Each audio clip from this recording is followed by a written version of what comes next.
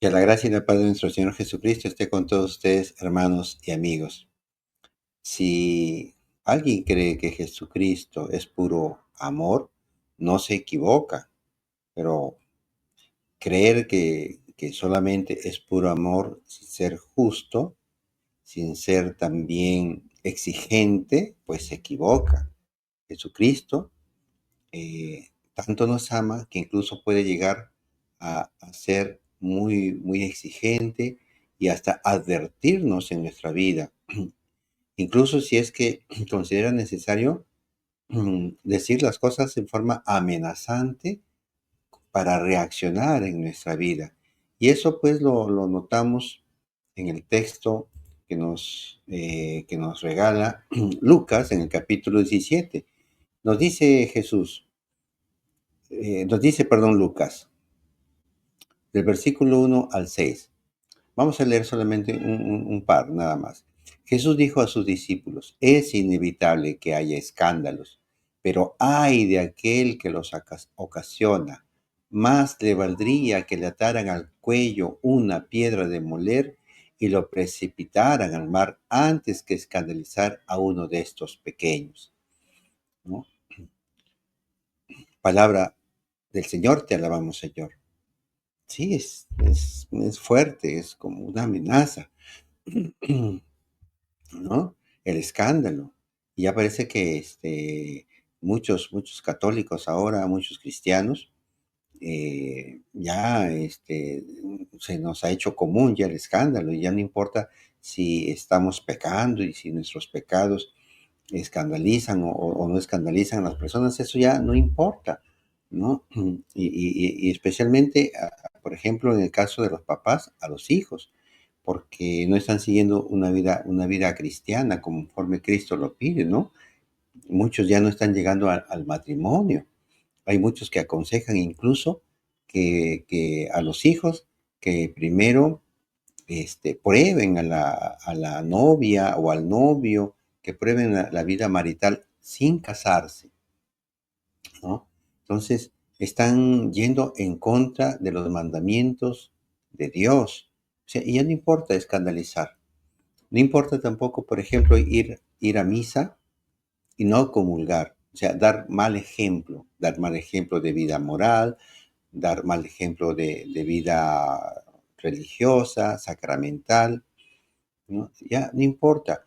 No importa llevar a mi hijo a escribirlo para que reciba un sacramento, como por ejemplo puede ser el de la Eucaristía, pero no importa si yo, el papá, no comulgo, no importa si yo, papá, no me he casado. Entonces, y cada día son más los jóvenes que ya no están accediendo al sacramento del matrimonio. Y no importa si eso es un escándalo. Es un escándalo. ¿Y por qué? Porque están dando mal ejemplo y están siendo tropiezo para muchos otros. Otros van a seguir ese mal ejemplo. Papás, ¿no? Esto es un examen de conciencia, lo que Jesús nos está aquí invitando, y esto es para todos, no solamente para los papás, es para todos nosotros. Si, por ejemplo, nos avergonzamos de Cristo, no llevamos una Biblia, nos avergüenza llevar una Biblia, o callamos ante gentes que atacan el cristianismo y no defendemos a Cristo, a su iglesia, y nos quedamos callados. Eso también es un escándalo porque el hermanito que es del grupo de la comunidad, de la catequesis, no dijo nada, se quedó callado. No, no, eso también escandaliza, ¿no? Miren, ahora hace poco en las elecciones de Estados Unidos estaba viendo en el programa de Santiago Alarcón, el gran Santiago Alarcón, y hacía, traía a cotación unas encuestas de su paisano Agustín Laje, que el 45% de católicos en Estados Unidos había votado por Kamala Harris, que era, pues, ¿no? Proabortista. ¿Y cómo vamos a votar los católicos por un pro abortista. Eso es escandaloso, ¿no? ¿Qué ejemplo le estamos dando a nuestros hijos? Entonces, eh, tenemos que recapacitar, tenemos que ver, como dice Jesús, lo sagrado no se le da a los chanchos, a los cerdos. Hay que ver también, llamar a que los padres recapaciten cuando van a pedir los sacramentos para su hijo, cuando ellos, por ejemplo, no están cumpliendo con los que deberían tener. Entonces, desde ese momento, si es necesario que los niños retrasen recibir el sacramento, por ejemplo, de la comunión, para cuando tengan 15, 16 años, que ya más mayorcitos ellos pueden pedirlo y poder prepararlos a ellos con más profundidad si los papás no quieren recibir el sacramento. Ahora, algunos dicen, ¿no? Que Jesús perdona el pecado, pero no el escándalo. No, no, eso tampoco es cierto, porque Jesús no va a perdonar ni el escándalo, porque va a servir para que otros puedan seguir un mal ejemplo y ser causa de tropiezo en la vida de santidad de otras personas. Y que esas personas que caen, pues, puedan caer gravemente en pecados mortales y no salvarse. Miren cómo es que Jesús también va a condenar el pecado, ¿no? Sí, los va a señalar, por ejemplo, aquí en Mateo capítulo 15. Miren, ¿no?